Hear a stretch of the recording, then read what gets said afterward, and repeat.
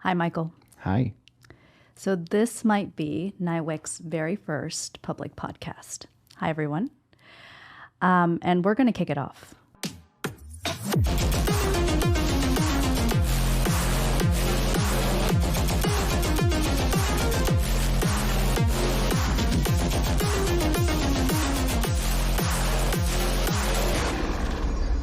So, I heard through the grapevine that you have managed to put squids into backpacks.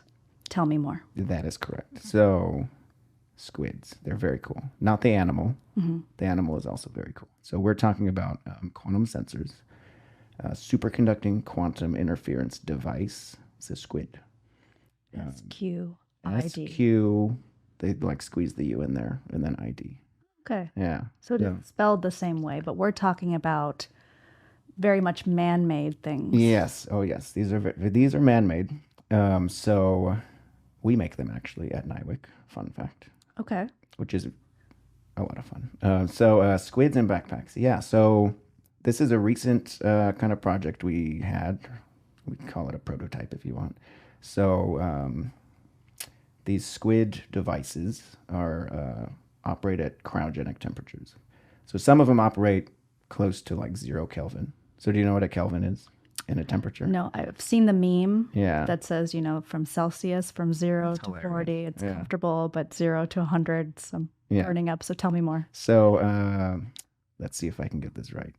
0 Celsius, freezing, is 273-ish Kelvin, 0.15 or something. So 0 Kelvin, In Kelvin. it sounds warm, but it's still cold.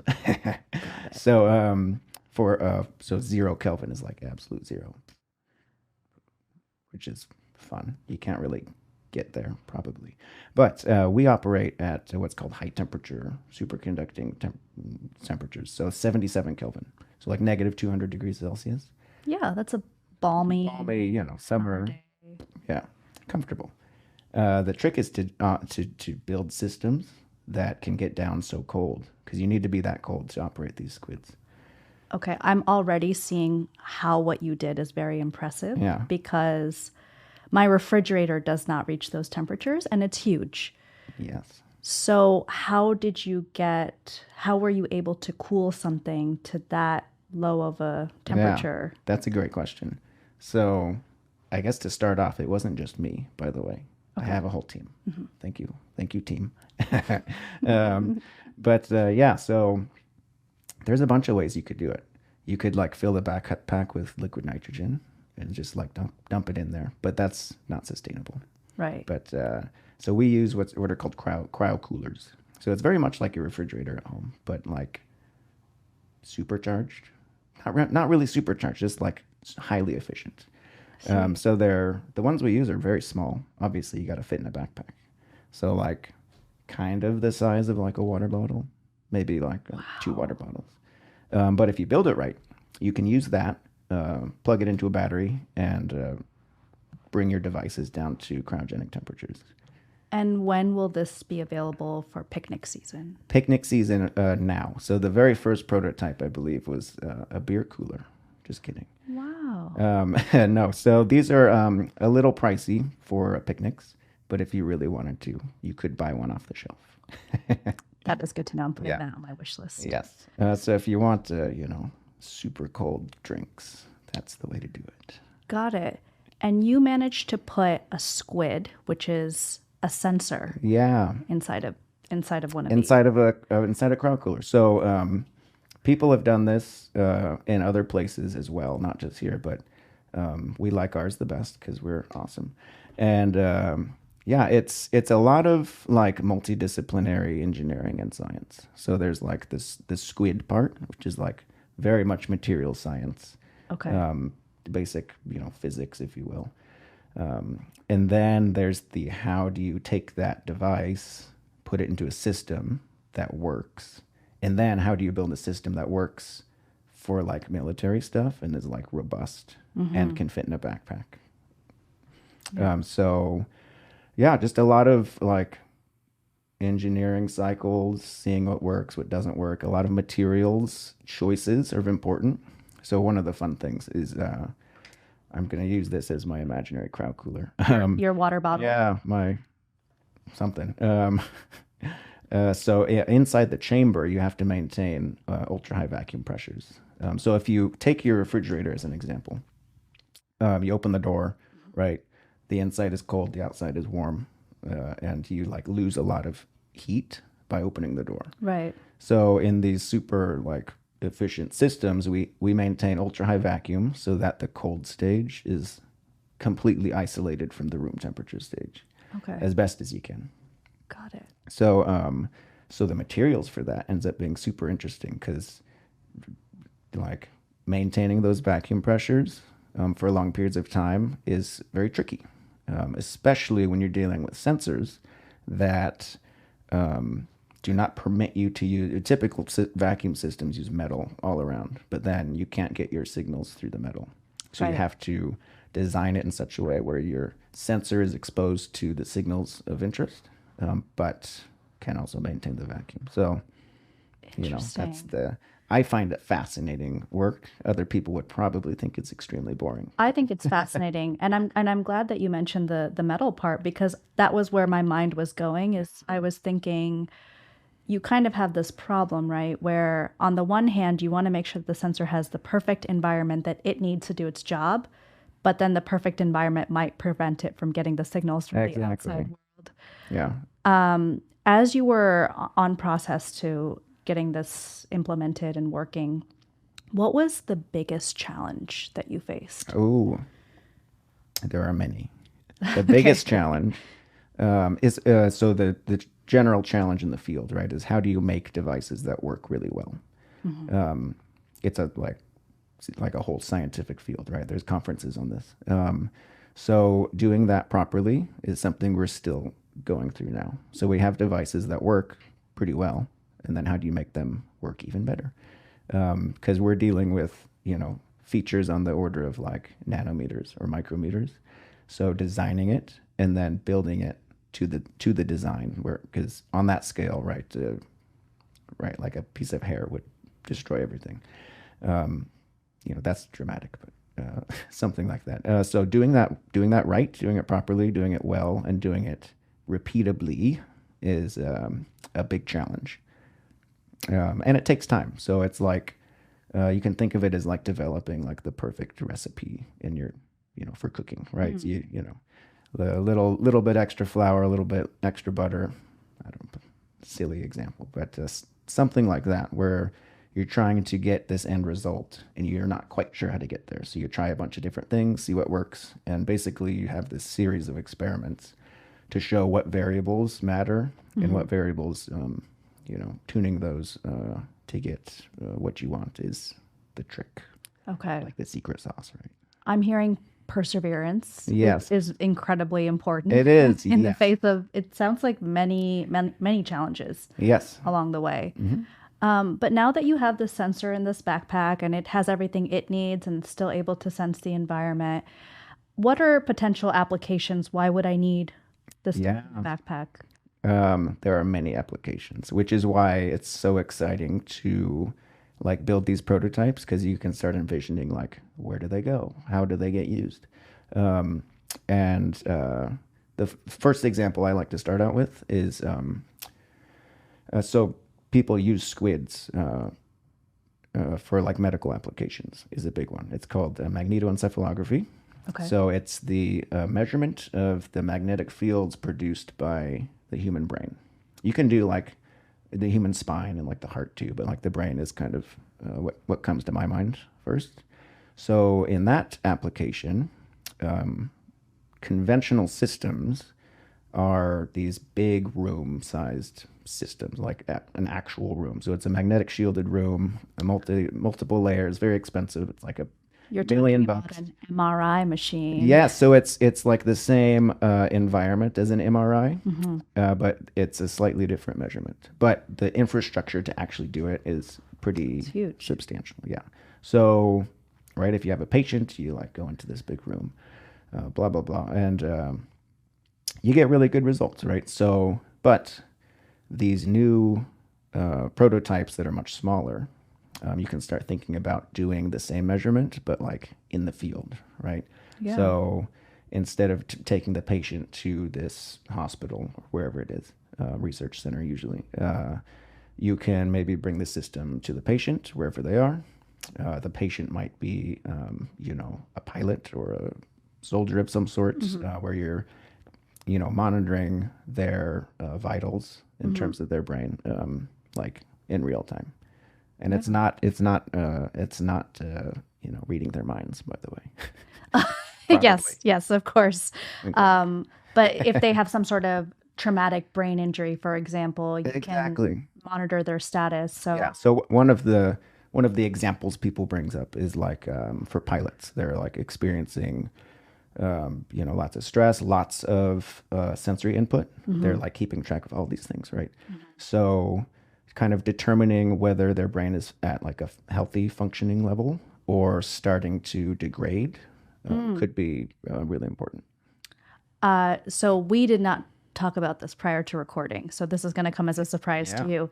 So my background is in warfighter performance and neuroscience. Excellent. And as you're describing these things, I'm immediately thinking we work with air crew, Navy air crew. And you're absolutely right. They have really tough jobs. And it's not just the monitoring, it's the kind of jitter of the. So we work with people who have rotor wing instead of a fixed Cool. wing. Yeah. So they're driving helicopters, flying Yeah. helicopters. And yeah, absolutely. It's really hard to gauge where is their stress level at because they are having to do so much. And is one sensor enough to give you the information that you need Good or question. So no, okay. typical MEG systems are built into like this helmet thing. So the really important thing about MEG as opposed to EEG and electroencephalography. So EEG, I believe, gets you time resolution. Yes, Yeah, time time resolution. resolution. So you know when an event occurred in the brain. Mhm. MEG gives you spatial resolution. So you know where an event occurred in the brain. So you I can see. pinpoint, different sections of the brain. But to do that, you do need multi-sensor input to kind of do like I don't know, like a direction finding or something. I see. Okay, so we've dug deep onto the research that you do at the center. I want to take a step back and Yeah. ask you how you got to the center. Oh, good So question. tell me a little bit about your Yes. So I career came in background. through what's called the New Professional Program, so the NP program, Hmm. which I super duper loved, because so coming out of grad school, I had no idea what I wanted to do. I graduated with a master's in electrical engineering, with a focus in like materials, microsystems, and devices or something.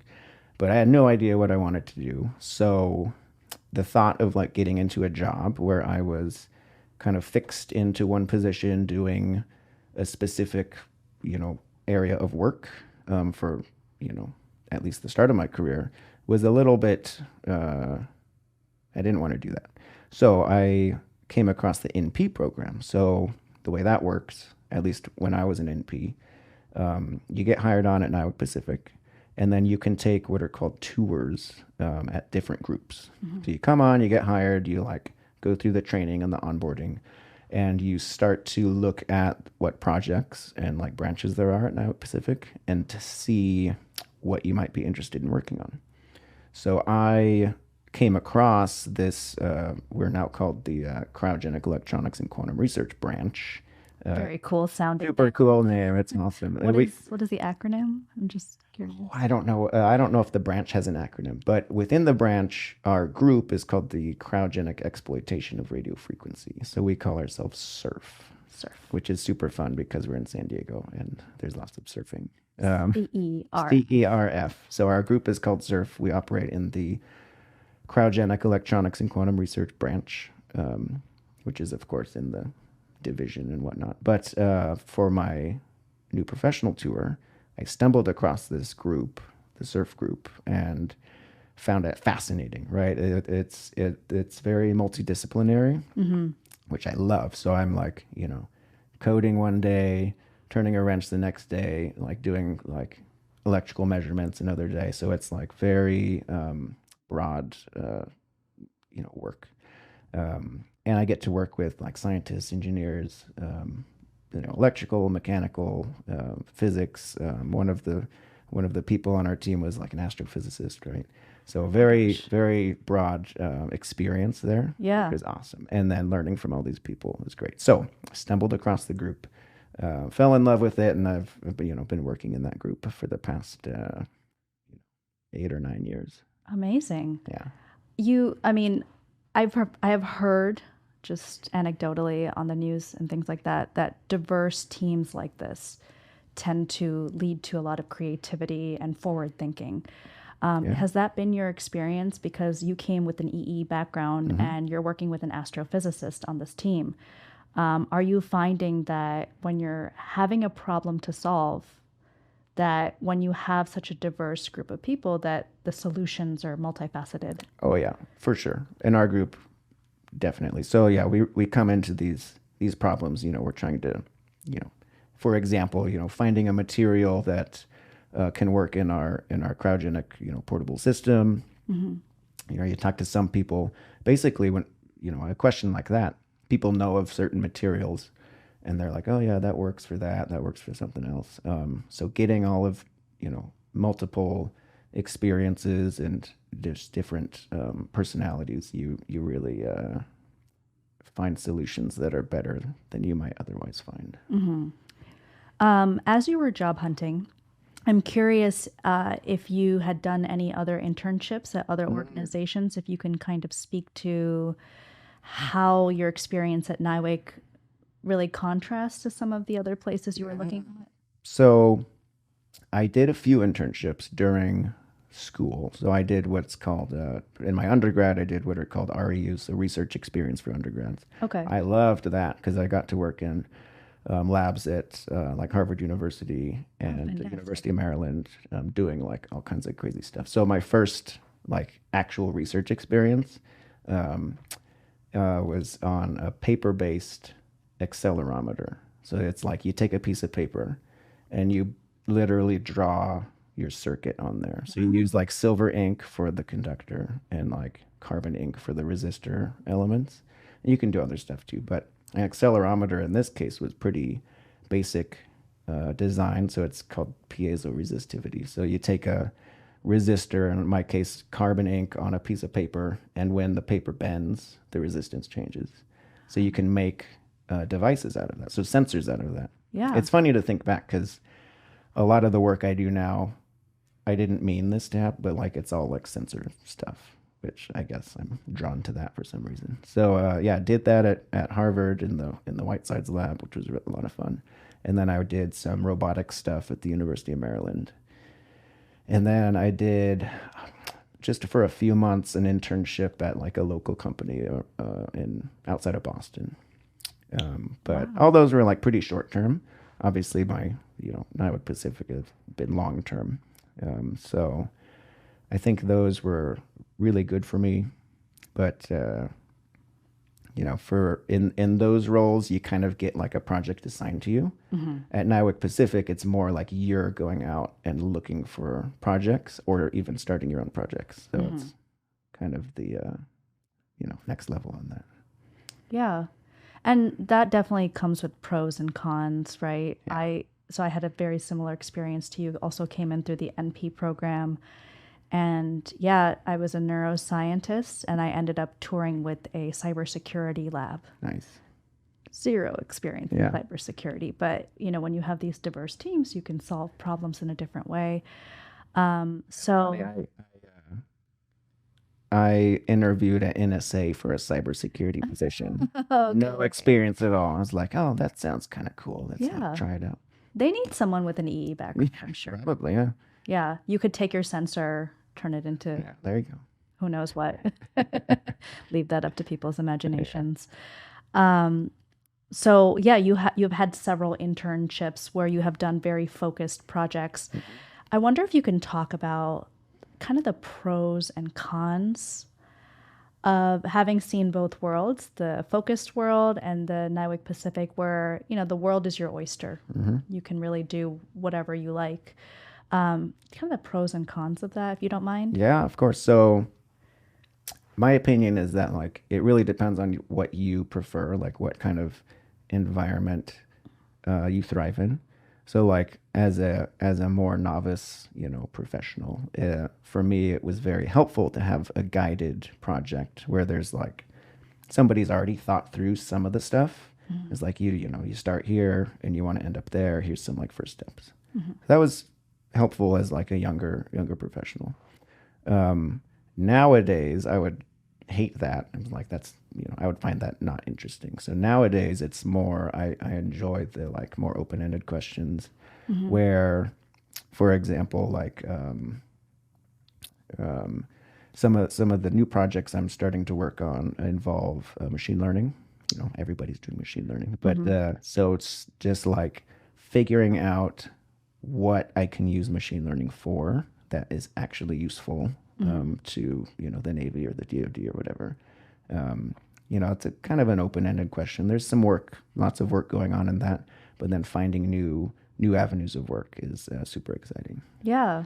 I Yeah. mean, especially since you have an EE background and you're working in things like cryogenics and machine learning. And have I forgotten anything else? What other Oh, let's see what what other else. So, areas?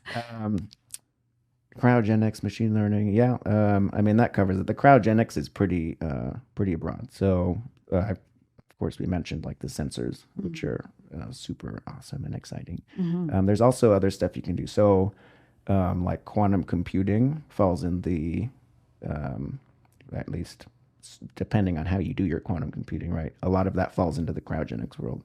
So that happens at a lower temperature, of course. But some of the people in our group operate a dilution refrigerator we have here. So that system, it's much bigger. You never get it in a backpack, but it's like a little shed size, if that makes it all sense. Okay. But that gets down to millikelvin, so like 15 millikelvin, Wow. right? So that's pretty cold.